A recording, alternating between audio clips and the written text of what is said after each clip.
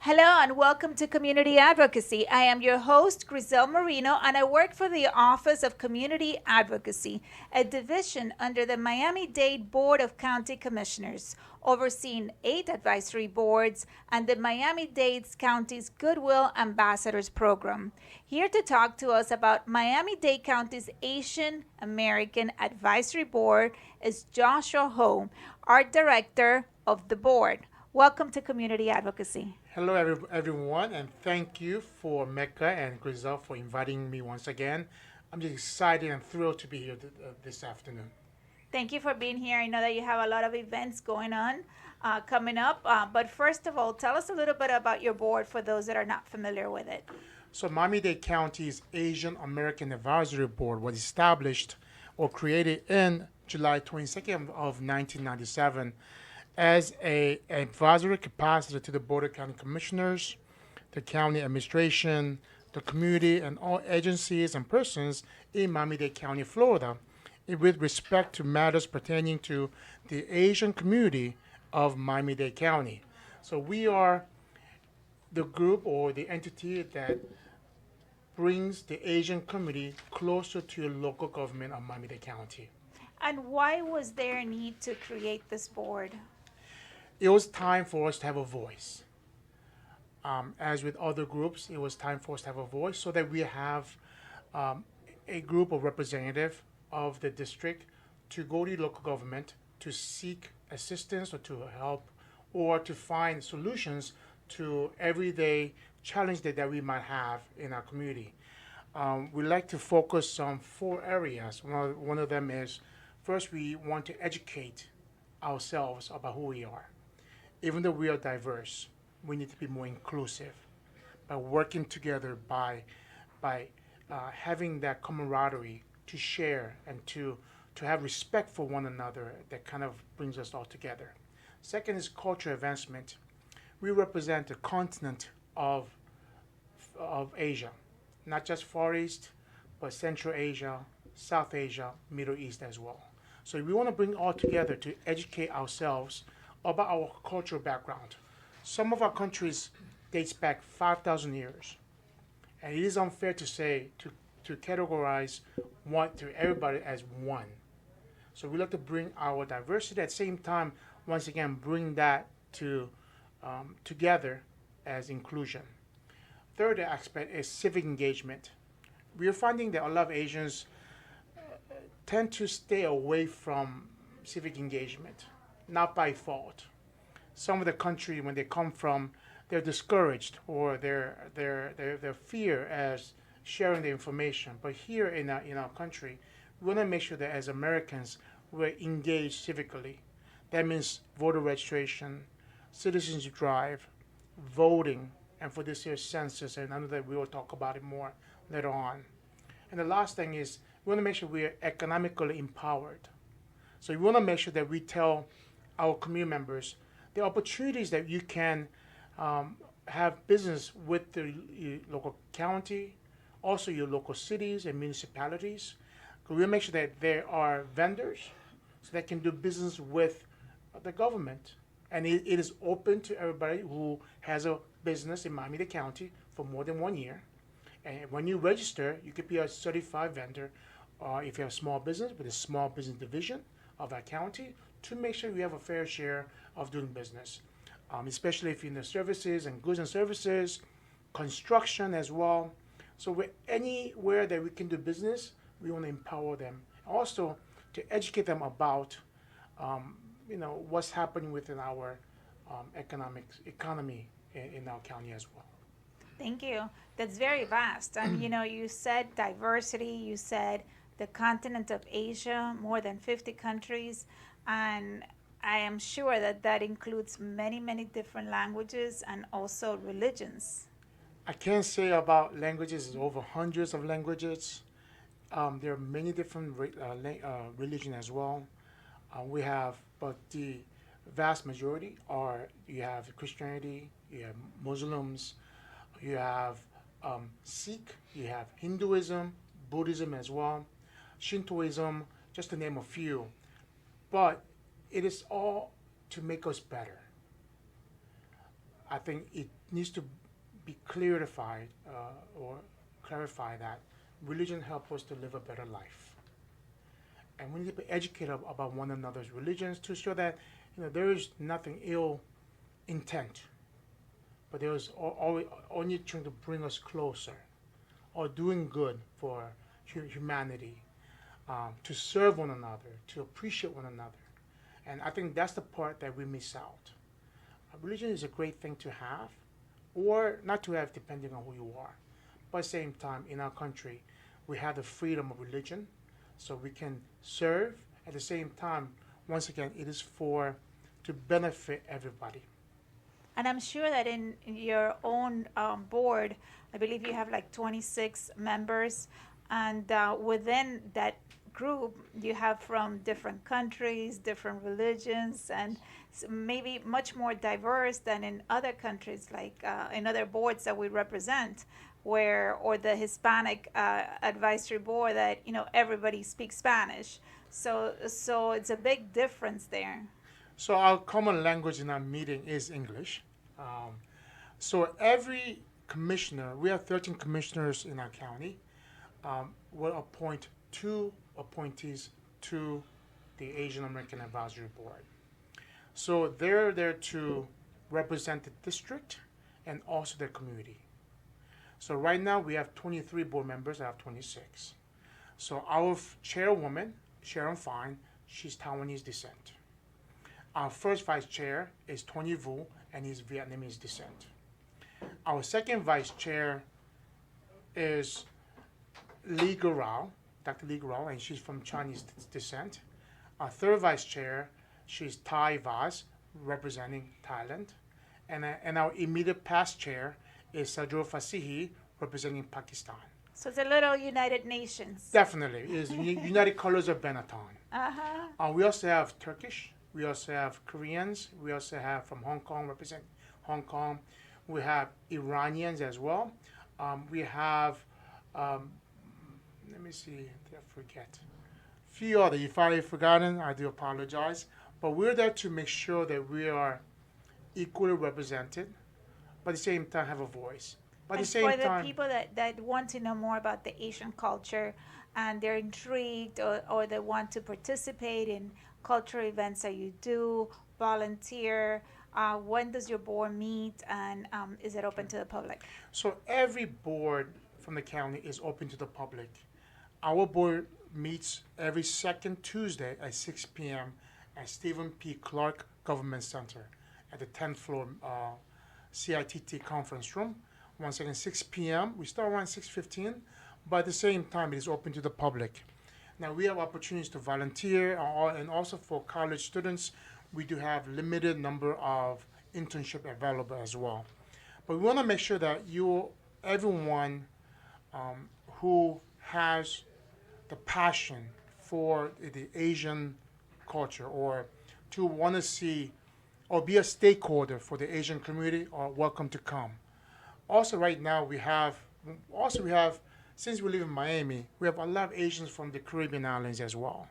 So we have someone that represent the Chinese Jamaicans as well. So we also have an eighth of Chinese descent in our board as well. But at the same time, once again, it is stakeholders who want to make sure that the diversity becomes more inclusive so we can work together for a better Miami-Dade County. And I want to continue on with that. When we have our events, our board unfortunately doesn't have funding. So mostly we work with different organizations or community groups, and we'll co-host or co-sponsor with them so that we can have a better networking and better output and better product at the end of the day. So we work with different groups, with different nationalities, with different professional groups different community groups representing different nations so that we can all be together. And I want to emphasize once again, it's about inclusion. We want to make sure we're all coming together as one. I like to make an example. When you see a great bowl of gumbo soup, when you eat it, it tastes great. Put some little Tabasco sauce at the end, or make it taste better. But at the end, you just know that it tastes good. But when you open it up or stir it, you don't know what's in it.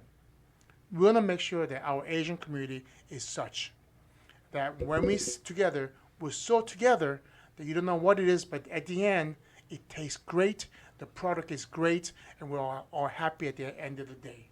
And talking about events, we're celebrating this year the Year of the Rat and the Chinese New Year. We had a whole bunch of lunar events. Can you talk to us a little bit about those? So, even though the Lunar Year celebration, it just doesn't happen in China alone. I'm Korean American. It happens in Korea, in Thailand, in Japan as well. Which country that uses the lunar calendar will have the celebration as well. And this year it is the Year of the Rat, which is the first out of the 12 animals, or 12 animals and dragon. I don't know, dragon is not really an animal. But rats are clever, quick thinker, successful, but content with living a quiet and peaceful life. So the story goes, someone said, hey, let's bring the 12 animals together. And whoever wins the race will be the first as the zodiac sign. So the rat goes, okay, let me get on top of ox, because he was through a river, and he was, he can't swim that much, so he went on top of the ox. So as they were coming to the end, he got clever, he jumped and finished first. So the year of the rat is the first in line for the zodiac sign, and ox became second.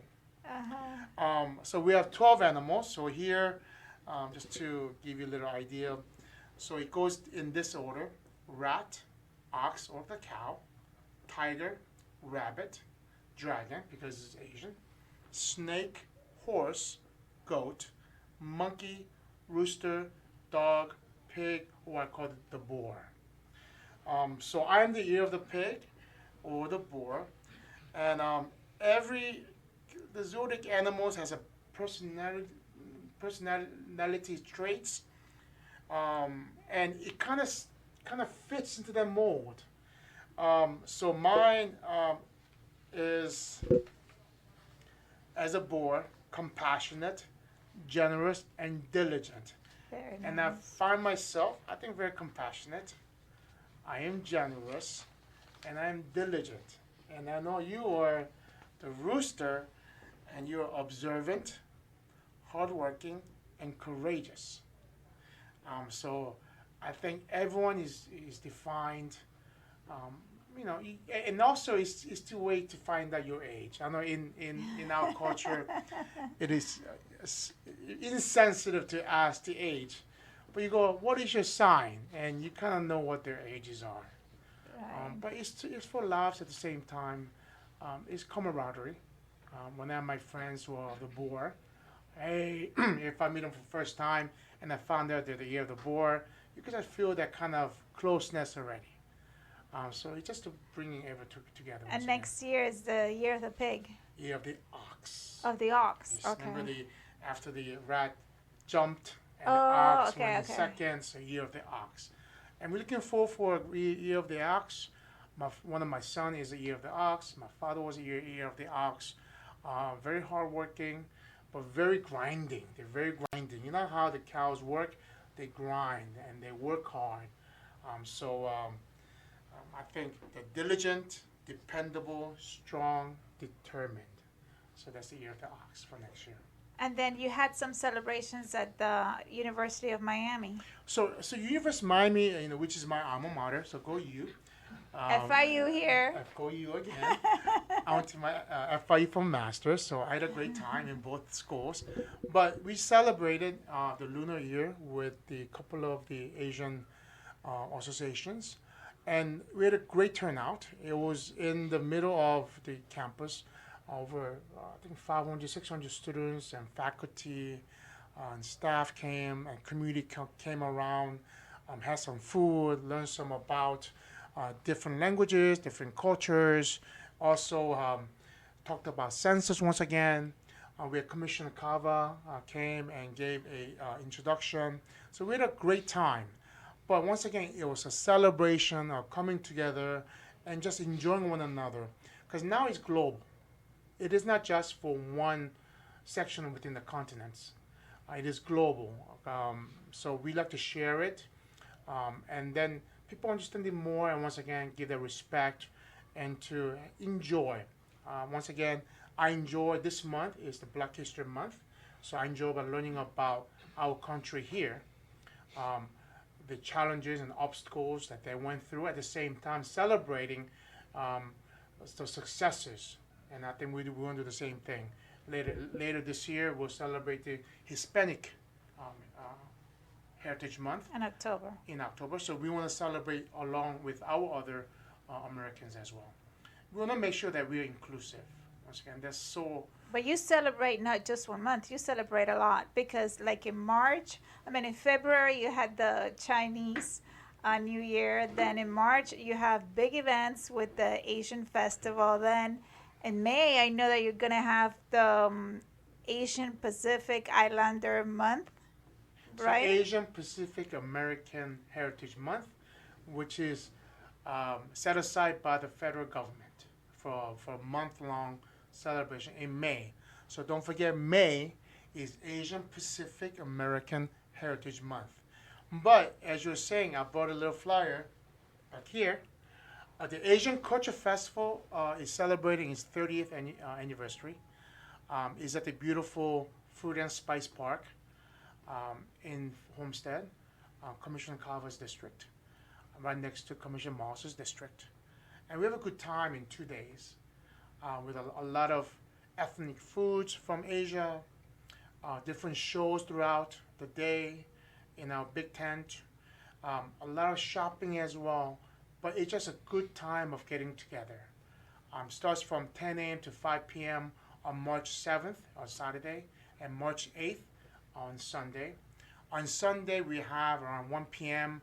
where the dignitaries will come, and also we will provide or present a proclamation to the Thai American Association of South Florida. This year, I think we're getting the Royal Thai Ambassador from DC is coming. We also have the Japanese Consul General of Miami, Turkish Consul General of Miami, also the Taipei Economic and Culture Office in Miami, the director is coming. We also have the Honorary Consul General of Thailand also coming to this festival. And I went last year, and this is a great opportunity for anybody that wants to learn about Asian, is not sure, do I want to go to Vietnam, do I want to go to Thailand, Japan, where do I want to go to? And they can talk to people from those countries and learn. I remember they had like handwriting, like to learn how to write your name in different languages. Yes. And then the food, like when you go to a country, you like to eat their food. What do you like best? And I think Korean food is the best, but I'm a little biased.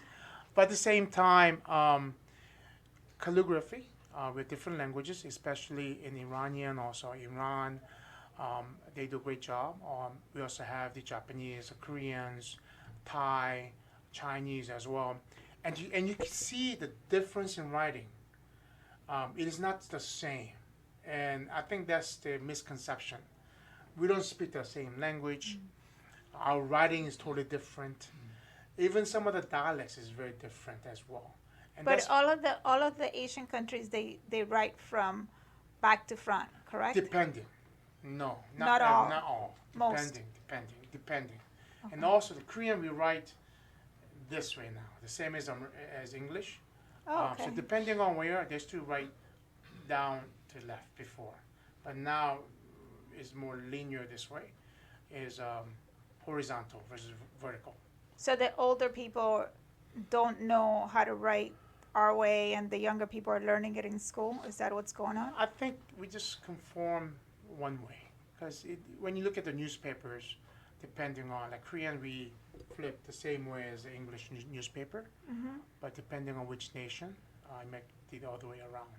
So make sure you kind of look at it front and back to see where the title is of the newspaper. That is the front. And try to figure it out which language Definitely. you're looking at.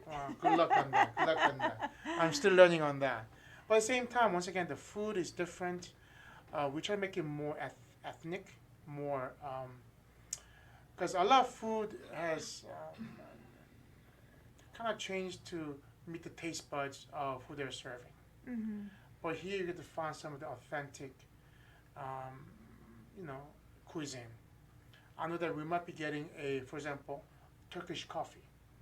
Oh, I like that. I'm in. So it's in a hotbed of sand where they warm it up. It's a slow process, and they give you it's like a small cup of not colada, right? Right, colada. Colada. But at the same time, you have the suds in there, and you're not supposed to drink the suds. So you drink it at the top only, right? But at the same time, it's a different taste. I think it's much nuttier. I think it's just so good. But you Do need they to have a iced taste. coffee too?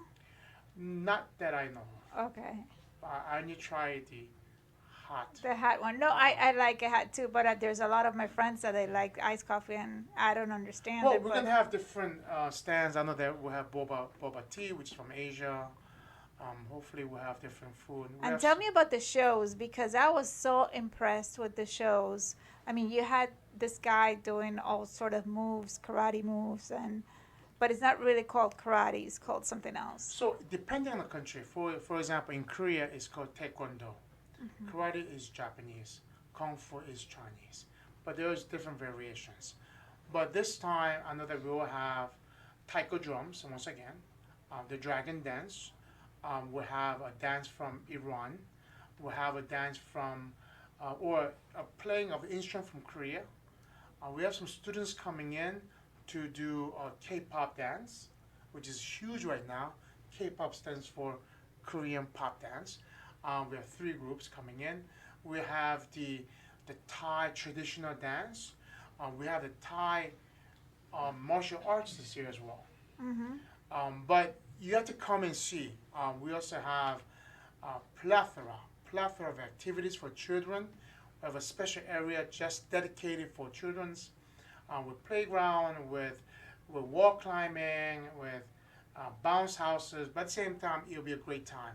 For the children as well, we'll have a stamp like a passport, where they have to go around different booths and to get a stamp. At the end, if they finish it, they will get a prize. Oh, that's very neat. But And what is the entrance for the fee for So- the children and the adults? So adults $14, Okay. children 6 to 12 $5, under 6 is free.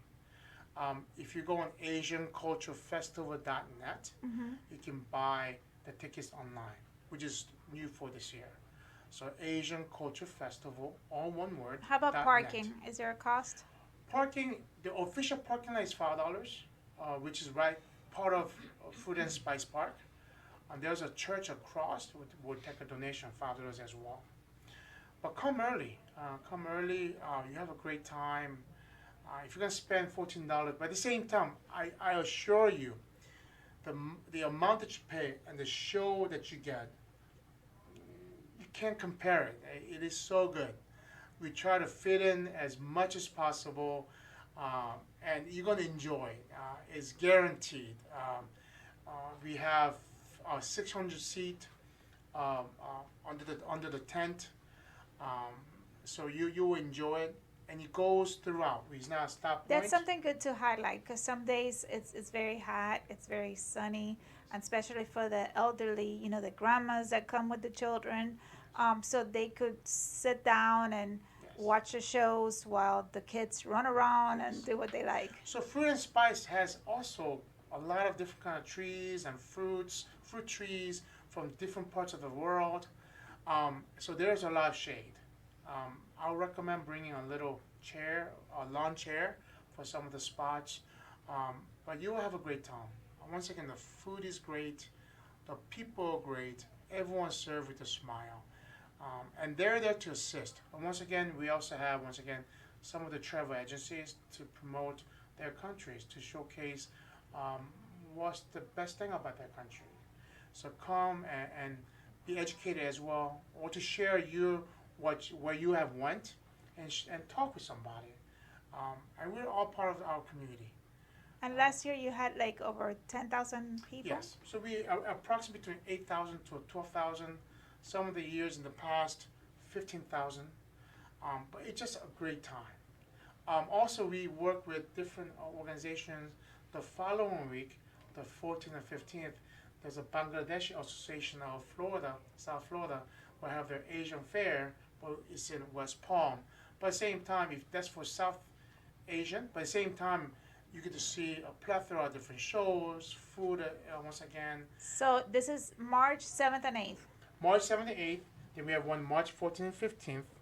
And also back to our month of May, Asian Pacific American Heritage Month. We will have a presentation at the Government Center. We're looking at May 7th, but we're going to see. We have a presentation with intergovernmental offices, such as the VA hospital, with CPB as well.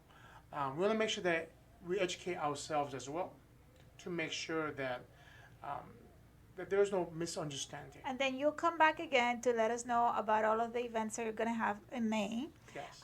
But before you go today, I wanted to find out about the Miami Dolphins partnership that you're working on. So Miami Dolphins, or Asian American Advisory Board, it is now a Miami Dolphins Football Unites partner. So we want to make sure that we are with them to educate. Once again, the purpose of it is to bring our diversity together into more of an inclusive medium. We can all share and learn with one another. For example, next this Saturday there is the Dolphins Cancer Walk, and we're part of that to help volunteer as well, to let them know. So we're just working together, and the more Very partnerships nice. that we have, the more we get things done. And since we're in month of, soon talk about March, let's not forget Census 2020. We want to make sure that we are there to be counted. Whether you are in city or county, we want to make sure everyone needs to be counted. There's so much money that's involved that goes to our programs, our first responders, our police department, hospitals, schools, your VPK programs, and we want to make sure that everyone is counted, especially our little ones. If you're born before April 1st, all ages needs to be counted. Whether you're legal, illegal, resident, permanent resident, U.S. citizen or not, you need to be counted. And let me tell you, it's easy, important, and it's safe. Easy, important, and safe. It'll be online, so you should be getting a postcard soon in the middle of March. It's important because we want to make sure that 700 or 800 billion dollars per year goes to programs to benefit all of us. We want to make sure it benefits everyone in our county, and also is safe. Your information is safe for 72 years. No one can touch it. No one can ask for it. It is only used to get data of who is here in April 1st of 2020. So with that data, we can help one another in different programs. Our county is working hard to make sure that Miami-Dade County is counted throughout.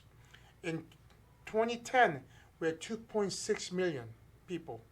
We're close to 3 million, so we should have close to 3 million counts in our county to make sure every department will get their share of the funding from our federal government. Yeah, and that's another show that we're going to have here at La Meca Radio about Census 2000, because all of our boards are working hard to get the message across.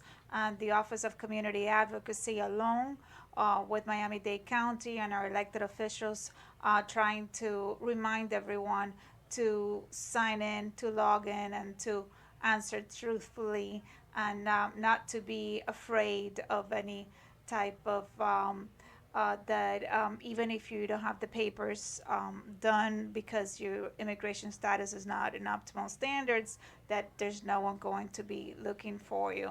So we are working very hard for that, and we're going to have another show over here in Census 2020, and we invite you back. And for now, thank you so much for everything you related to us about the board and the events, and we'll be there on March 8th, 7th and 8th. Yes. On March 7th and 8th at the Asian Cultural Fest, and that's the website, right? Yes. AsianCulturalFestival.net. Once again, if you have any questions, you can email me at hjoshua@miamidade.gov. My phone number is 305-375-1570. But let me say thank you to La Meca Radio for having this opportunity to share and to be a part of everyone. And I want to say muchas gracias. Thank you. Including 감사합니다. But Griselle, thank you once again for having me. It's a blast. I get a little nervous at the beginning, but at the end, I want to make sure that everyone is heard of the important information that is shared. No, thanks to you, and thanks to everybody in your board for the great work you do. And to all of you, I hope our audience enjoyed today's community advocacy show. As always, you can contact us at www.miamidade.gov/advocacy, as well as via our social media platforms at Advocacy MDC, or you may call us at 305-375-5730. I am your host, Griselle Marino. Remember to tune in on Thursdays at 9 a.m.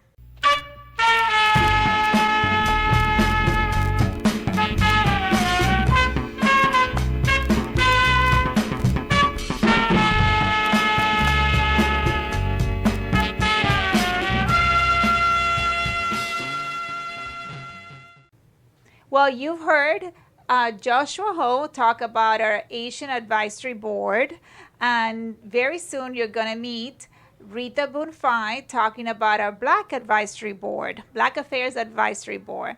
But now I just wanted to mention about our campaign, Getting to Zero. This is an awareness campaign that was started through a resolution by Commissioner Sally Heyman, where she directed the Office of Community Advocacy to work together with the Health Department to promote condoms due to the fact that Miami-Dade County has the highest number of new HIV cases from all of the nation. So this started about 3 years ago. There was a resolution by Commissioner Heyman. The board approved it, and our office has been campaigning. So just yesterday, we had an event where this year they unveiled 9 different wrappers to ask the community to use condoms, because we have an epidemic in Miami-Dade County. We have very high rates of new HIV cases. The health department gives these condoms free of charge. And these are female condoms, for those of you that didn't know that they existed. And this one over here, it's our own Miami-Dade County branded condom. So we would like you to know a little bit more about our campaign at miamidade.gov/advocacy. Also, Test Miami website, www.testmiami website, can give you information through the health department. You can acquire them free of charge, and there are many testing locations. We are urging the community to take a 1-minute test. It's just a pinch. And then they will say if you're HIV positive or negative. If you're HIV positive, they have a counselor, they have resources. If you have no insurance, they have everything you need in order to take care of your medical needs. If you have insurance, of course, they will guide you through the process. But it's very, very important for you to know your status, for you to know that you're not sick, and that if you're HIV positive, for you to get treatment. If you test negative and you live a very active sex life, they have something called PrEP through the health department, and they can get you in touch with doctors and with medication that can assist you getting the help you need. So once again, to call our Department of Health in Miami-Dade County is 305-643-7420. And you can call our office 305-375-5730 and learn about our campaign, Getting to Zero in Miami-Dade County. Stay tuned because I'm coming back with Rita Boone-Fye.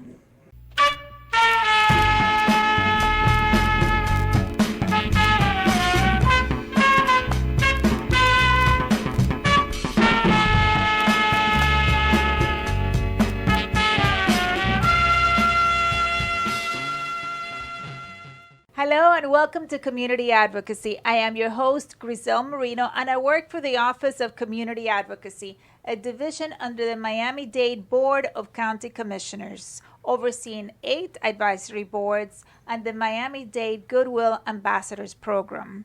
Here to talk to us about Miami-Dade County's Black Affairs Advisory Board is Rita Boone-Fye, Director of the Board. Welcome to the show. Welcome. It's great to have you back. Thank you once again. And I want to practice. I said to myself, gracias Griselle en la Meca Radio para la invitación. Very, very good. Thank you, Griselle and La Meca Radio for the invitation. That's excellent. Gracias. Mm-hmm. Well, I know that you've been very busy this whole month of February with many events because of Black History Month. Will you talk to us first about the board for those people that are tuning in that are not familiar with the Black Advisory Board and what it does, and then about Black History Month? Actually, the board has been around for many, many years. It actually was established by ordinance in 1994 when then one of our great leaders of the community, we called a Ma Range, Athlete Range, petitioned the board to say that there were concerns in the Black community that they were not receiving the services that they thought they deserved. And so she asked them to establish the office. So the Office of Black Affairs was established at that point, and then later on it became viable through an ordinance. The board exists and is comprised of 13 appointed members by BCC members, but it also has 13 at-large members. And these are people who volunteer their time to come in to talk about the issues that impact our community, whether it be community-wide or specifically to the Black diaspora, and make recommendations to the Board of County Commissioners so that they're not have to be the ground floor of the community. Even though they have liaisons in the community, we act on that basis. So therefore, the board meets on a monthly basis. We meet the first Wednesday of each month. Typically, we meet in the Stephen P. Clark Center on the 18th floor, but we've been doing some community meetings as well to make it more accessible to the basically general population. And are your meetings at daytime or? Our meetings are at 10 a.m., typically from 10 a.m. to noon, and we are in the process of establishing our meetings for 2020 so that we are meeting somewhere in the community at that time. Excellent. Mm-hmm. And tell me about Black History Month. How did the month start? Actually, it started many, many years ago. It was established, and it actually came out as a day or a week. And then it has since then been expanded to a month. I like to say that Black history is 365 because it's deeply interwoven into the American persona. And what we basically have done is to typically showcase all of the different talents, all of the contributions that are made by the African diaspora here in Miami-Dade County, and throughout the United States. Black History Month has been declared throughout the United States. Right. So every year we have our kickoff in the building in the Stephen P. Clark Center, where we have pictures of prominent Black leaders. Well, they're not necessarily Black leaders. That's the funny part about it.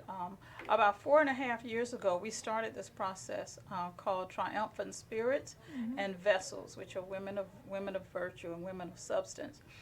we select people who work in the community pretty much like we also do in June, where we recognize community pillars. And these are what we call heroes and sheroes, people who are doing things in the community, and people may not even be aware of what they're doing. They can be public, they can be private, they can be social, they can be in terms of what type of work they do. For example, this year we had a cross section. We had people who were judges, but we also had people who operated nonprofits. We have people who are working with children. We also have people working with adults and social services and things of that nature. We had some sports figures. We had some religious figures. So, and we had one gentleman who was 88 years old, who had been working in the community as a reverend. He's since retired, and Dr. Freeman White. He was phenomenal. Our theme this year was African Americans and the Vote. And we asked each one of our participants to give a little tidbit, maybe a bit of advice or a statement on why it was so important for African Americans to vote. Because as you know, well, people may not know, African Americans did not get the right to vote until 1920. So this is a centennial. And even at that, it was just men. So next month, we'll celebrate Women's History Month, and we'll talk about some of the things that they have been able to accomplish. But in any case, this time it was necessary for us to talk to them, and each one of them gave a statement about how it's important for us to get out and vote. So the month is coming to an end. You've had a lot of events. What's pending? What's there? On this coming Thursday evening, we have an event at the Historic Lyric Theater, which is in Overtown. Chairwoman Audrey Edmondson is having an event that starts at approximately 6 p.m. And this is her contribution to the Black History Month celebration. Again, that starts at 6 p.m. this evening on Thursday, and that's at the Historic Lyric Theater, which is located in Overtown. And what type of event is it? It's a celebration, sometimes with music, sometimes with poetry. There's a reception, and she talks a little bit about Black history and how important it is to celebrate Black history, particularly here in these times. Is there a cost to attend? No, it's not. Mm-hmm. Okay, it's free of charge. So it's free of charge. Mm-hmm. Okay, and other commissioners as well that have been having events throughout the month. Could you talk to us a little bit about those? Absolutely. As a matter of fact, February 9th, Commissioner Moss actually was honored. He is, as you may know, terming out. And so as a result, we wanted to send him off with a very appreciative gesture.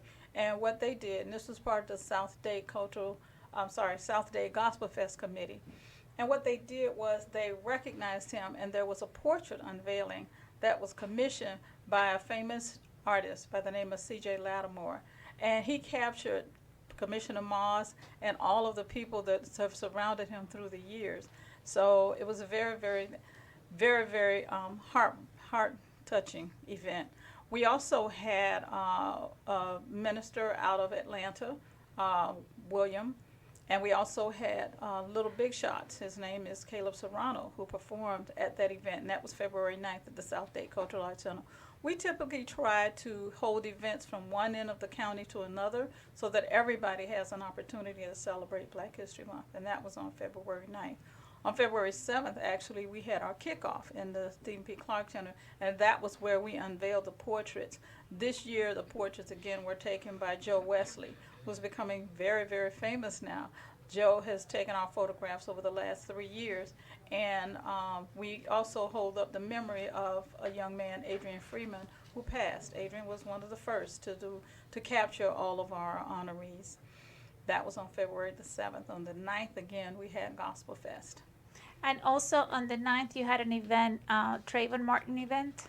Yeah, the Trayvon Martin Foundation, they had their annual Remembrance Dinner, and that was at the Doubletree Ballroom, and that was at 7 p.m. Unfortunately, I couldn't make it because I was down south at the You mean you can't clone yourself? I could not clone myself that day. This month would be an excellent time to do that, but no, we had the annual Remembrance Dinner, and Trayvon Martin's family did a fantastic job from what I'm understanding. And then for Valentine's, I remember that you had some great sales. Yes. Actually, we had what we call a Valentine's Day pop-up shop. The proceeds for that pop-up shop go to our Young Pillar Scholarship. And we were fortunate this year that a lot of people forgot to shop, so they had the convenience of shopping right down there in the lobby.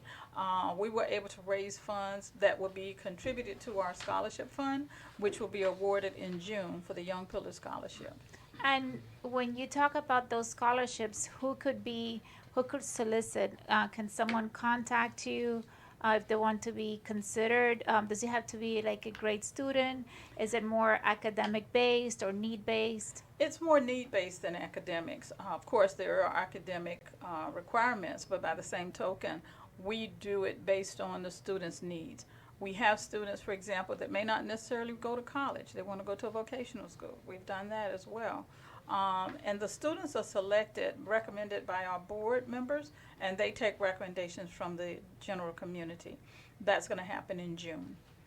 Okay. And we recently had in our building the closeout Yes, event. yes, which was really, really nice.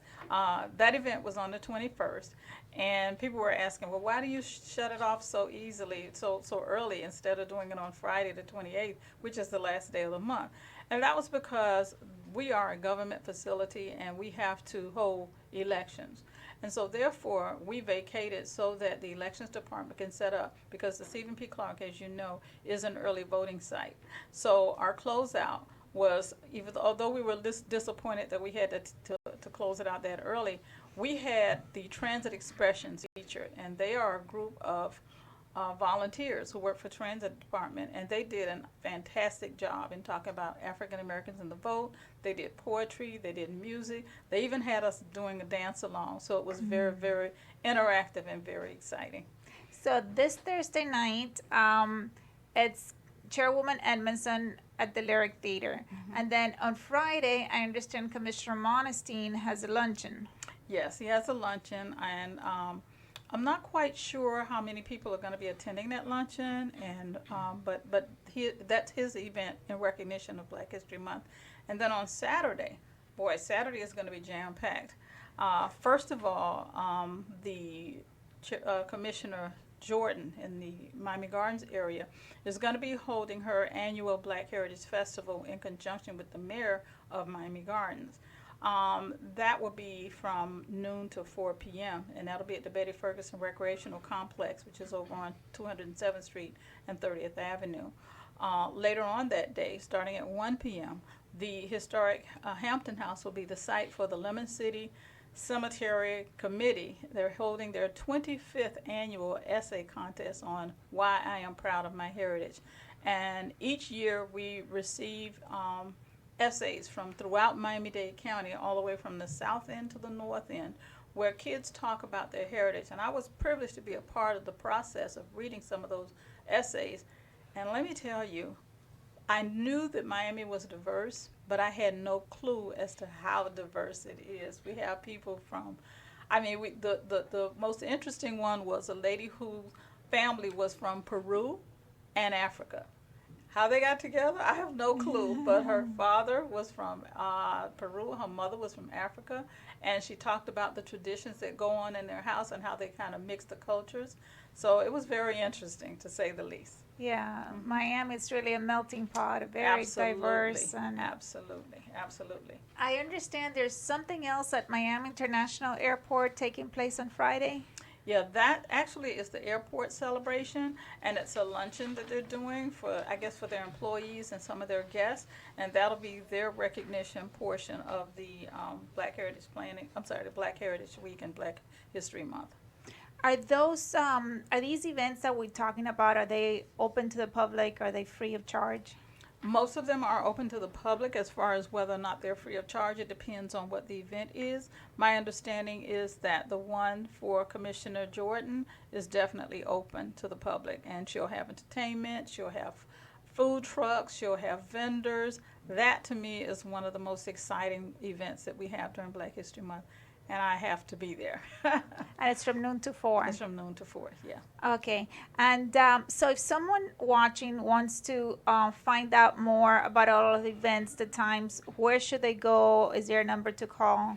Yeah, they can call our office, and the number is area code 305-375-4606, or they can go online to www.miamidade.gov/advocacy and look at the Black Affairs Advisory Board website, and the whole entire calendar is there.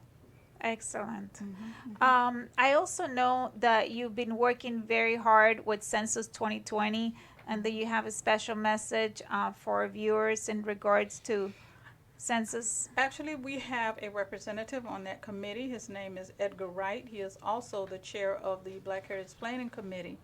Mr. Wright has been very, very active in trying to convince people because, you know, a lot of people are very apprehensive when it comes to government. And so, particularly now, they're a little bit sketchy about whether or not they should give their personal information. Well, they're not asking for deeply personal information, only basically how many people reside in the house, how many people, you know, are in the particular neighborhood. Also counts toward the number of federal dollars that will be allocated to provide services for these people. So that's why it's so important. And I understand a few days ago they were talking about how there were people out there trying to scam people out of information. Just be cognizant of the fact that people who come from the Census Bureau must identify themselves, and they also must be able to give a count and a phone number of how you can check on them. So what will happen is someone will come to you. You'll be getting it in a number of ways. You'll be getting it by email, you'll be getting it by mail, or you have someone to come by your house. So it's very, very important for us to participate and to give that information. Well, I think the easiest way is to do it online if you're Yes. able to, you If have you're access to a able to do it computer, if online. you know how to do it, if you're, Exactly. and then if not, on paper and submitting And it submit in a it, safe yeah. way, because Exactly. why, you know, why share with someone that you don't know so much private information? Exactly. And perhaps this way it's safer. Yeah, from a personal experience, someone stopped by my house, and my husband was like, you know, why are you coming here? And he says, well, we're with the census, and we want to get an accurate count. So we're like, okay, we'll show your identification, show that you're specifically from United States Census 2020, and therefore we'd be happy to provide that information. Wow. They knocked on the wrong door. They knocked on the door. No, they knocked on the right door. They knocked on the right door. But were they really from census or were they not? They were. They were. Oh, okay. Yes, Because I yes. thought that they first were going to do it. Is that this year? That's this year, yeah. Because I thought that they first were going to do it like online, and then the Right. second phase Well, was. we did get something in the mail, but my husband was very careful, and he told him, he said, well, I need your information. I need to know, you know, whether or not we can call a number to make sure that you're legitimate before we give you any information. So, again, trust but verify, put it that way. Definitely. So if someone, is there like a number, or is there a source that if someone watching the show and they want to know and they want to make sure that it's not fraud, that they should contact? My recommendation would be that they contact their congressional office just to make absolutely sure.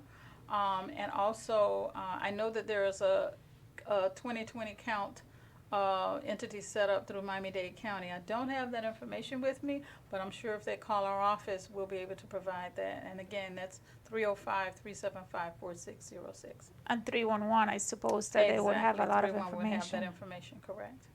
Okay. Anything else that you would like to add that the Black Advisory Board is working on? Can you? Actually, we have just completed our recommendations. You know, we had the State of Black Miami in November. We're in the process of completing that, and we're also going to make a presentation to the Board of County Commissioners, hopefully in the month of March. Okay, and that is, can you explain what Black Miami is? And About 4 or 5 years ago, then Chairman Monestein pulled together the members of the African diaspora to talk about the state of Black Miami, because we felt that there were some issues that impacted our community that were not being addressed. So we pulled a group together, a diverse group together, from an educational standpoint, housing, affordability, across the board, social services, the whole 9 yards. And so he did that, and he made certain recommendations, one of which was implemented by the Board of County Commissioners, and talk about housing affordability. We continued that whole process and that whole conversation, and we held it in November in the BCC chamber.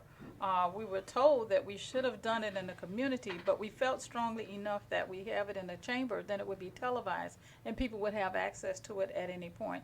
And I think to you were able to put it on our website so that people were able to see what it all about.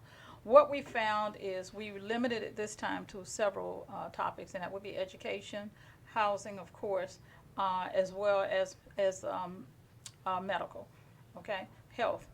And so what we found is in our contributions from the community as well as the people who sat on the panel that there were certain things that we needed to do, and so we'll make those recommendations to the BCC at that time. Okay. So next year will be the 5th year. Actually, Yes. 2020. 2020, yes. We're Wow, looking at so October 5 of years already. 2020. Yes. How about that? Yeah. Okay, so can you remind us again, like the times of your meetings and the dates of your meetings? So if someone wants to get involved with the Black Advisory Board, they can be able to come. We meet on the first Wednesday of each month typically, and the only times we do not meet, it would be in August when the board takes their break, the BCC takes their break, and also in December. But we meet on the first Wednesday of each month at 10 a.m., typically in the Stephen P. Clark Center. But we make a notice of it, and thanks to you, we send a release out so people know exactly where we're going to be. Yeah, and I think another thing to inform the viewers of is like, even though we don't have commissioners for sure in your meeting, we have representatives Exactly. from each commissioner in your Yes. meeting. So if they want to reach their commissioner with an issue affecting them, that will be another. Another avenue. Yes. Correct. Excellent. Mhm. Well, thank you so much for your Oh, time, thank you. and thank Thank you you. for being here today. You know that you can always come to La Meca Radio Thank you. and update us on Gracias. whatever is going on. Okay, thank you. Well, I hope you liked our show today. Community Advocacy airs on Thursdays at 9 a.m., so tune in every Thursday at that time. And always, if you need to contact us, you could do so at www.miamidade.gov/advocacy. And you can always call us at 305-375-5730. I am your host, Griselle Marino. Thanks so much for watching.